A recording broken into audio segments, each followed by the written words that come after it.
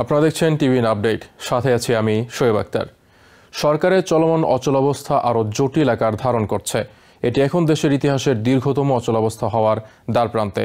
অথচ কংগ্রেসে দুই দলের আইন প্রণেতারা এই অচলাবস্থার শেষ কবে হবে তা নিয়ে কোনো ধারণা দিতে পারছেন না। সেনেটররা কোনো সমাধান ছাড়াই সপ্তাহান্তের ছুটি কাটাতে ওয়াশিংটন ডিসি ছেড়েছেন। বর্তমান পরিস্থিতিতে চরম হতাশ তারা। সবচেয়ে উদ্বেগজনক বিষয় হলো ফেডারেল অর্থায়নের অভাবে গুরুত্বপূর্ণ সামাজিক নিরাপত্তা ও সহায়তা কর্মসূচিগুলো বন্ধ হওয়ার ঝুঁকিতে পড়েছে। এই অচলাবস্থার সবচেয়ে বড় ধাক্কাগুলোর মধ্যে একটি হলো খাদ্য সহায়তা কর্মসূচি, যা স্ন্যাপ বা ফুড স্ট্যাম্প নামে পরিচিত।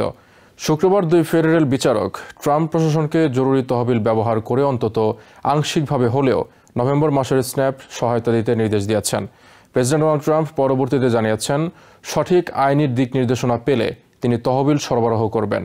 তবে তিনি এটাও বলেছেন, আদালতের নির্দেশ এলেও সুবিধাভোগীদের সহায়তা দিতে দেরি হবে এবং সেটিও হবে স্বল্পমেয়াদী সমাধান। দেশের প্রায় ৪২ মিলিয়ন মানুষ মাসিক খাদ্যের জন্য স্ন্যাপের উপর নির্ভরশীল। এই কর্মসূচির অধীনে প্রায় ৭০০,০০০ মা ও শিশু খাদ্য সহায়তা পেয়ে থাকে। এই সহায়তা কর্মসূচি সাময়িক বা পুরোপুরি বন্ধ হয়ে যাওয়ার কারণে মিলিয়ন মিলিয়ন মানুষ খাদ্য ছাড়া এক ভয়াবহ সংকটের মুখে পড়ার ঝুঁকি তৈরি হয়েছে। এমন পরিস্থিতিতে উভয় দলই এখন চাপের মুখে।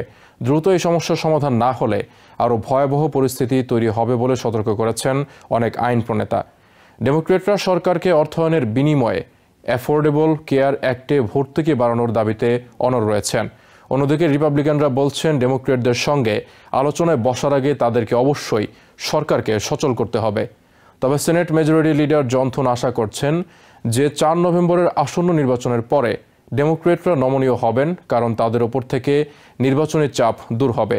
তবে ডেমোক্রেটিক নেতাদের ঘনিষ্ঠ ব্যক্তিরা বলছেন, তারা শুধুমাত্র একটি লোক দেখানো ভোটের বিনিময়ে পিছু হটতে রাজি নন। তারা সরাসরি প্রেসিডেন্টের কাছ থেকে স্বাস্থ্যসেবায় বরাদ্দ বাড়ানোর একটি স্পষ্ট প্রতিশ্রুতি চান। উভয় দলের আইন প্রণেতারা স্বীকার করছেন, আগামী ১ বা ২ সপ্তাহের মধ্যে এই অচলাবস্থা শেষ করার একটি উপায় খুঁজে বের করতে না পারলে আরও ভয়াবহ পরিণতি অপেক্ষা করছে। অন্যদিকে প্রেসিডেন্ট ট্রাম্প সিনেটে ফিলিবাস্টার বাতিলের আহ্বান জানিয়ে শুক্রবার একটি বিতর্কিত প্রস্তাব দেন। এতে আইন পাশের জন্য ৬০ ভোটের পরিবর্তে সাধারণ সংখ্যাগরিষ্ঠতা যথেষ্ট হবে, যা রিপাবলিকানদের পক্ষে গেলেও দীর্ঘমেয়াদে আরও ক্ষতি বয়ে আনতে পারে বলে আশঙ্কা করছেন অনেকেই। তার ঘনিষ্ঠ মিত্ররাও মনে করছেন, দীর্ঘমেয়াদে এই পদক্ষেপ পরিস্থিতি আরও জটিল করবে।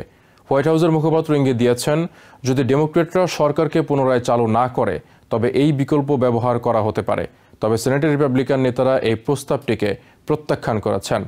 এই অচলাবস্থা এখন ট্রাম্পের প্রথম মেয়াদের ৩৫ দিনের রেকর্ড অতিক্রম করার পথে। ট্রাম্প প্রশাসনের অনেকে আশা করছে, মঙ্গলবারের নির্বাচনের পরই হয়তো ডেমোক্রেটরা একটি সমাধানে পৌঁছাতে আগ্রহী হবেন। তবে ডেমোক্রেটরা জোর দিয়ে বলছেন, সমস্যার সমাধান সম্ভব যদি প্রেসিডেন্ট নিজে আলোচনায় বসেন এবং কার্যকর ভূমিকা নেন। এদিকে এবিসি নিউজ ও ওয়াশিংটন পোস্টের সাম্প্রতিক এক জনমত জরিপে দেখা গেছে, অধিকাংশ ভোটার সরকারের অচলাবস্থার জন্য প্রেসিডেন্ট ট্রাম্প এবং রিপাবলিকানদের দায়ী করছেন। এছাড়া স্ন্যাপ সহায়তা বন্ধের কারণে রিপাবলিকান আইন প্রণেতারাও এখন চাপে পড়েছেন। ফলে রিপাবলিকানদের ভেতরেও উদ্বেগ বাড়ছে। নিউ ইয়র্ক থেকে সম্প্রচারিত টিভিএন 24 টেলিভিশন বিশ্বজুড়ে বাঙালির কণ্ঠস্বর।